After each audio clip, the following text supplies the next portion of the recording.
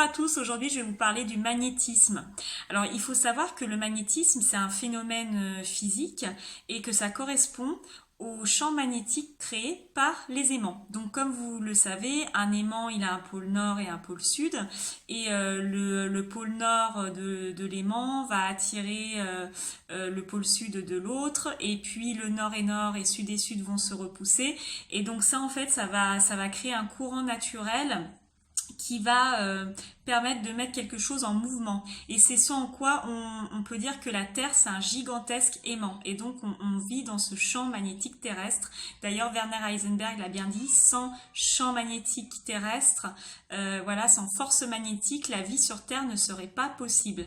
On parle de biomagnétisme, c'est-à-dire que tout être vivant, organisme vivant, capte et émet des champs magnétiques.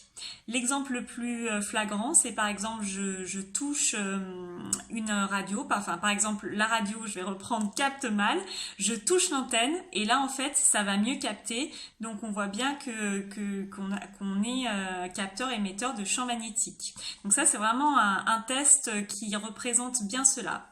Alors les aimants, bien sûr il existe différents types d'aimants. Les aimants qui seront utilisés dans les bijoux et les accessoires magnétiques et énergétiques sont des aimants néodymes, voilà, qui ont des particularités que je vous expliquerai dans une autre capsule vidéo.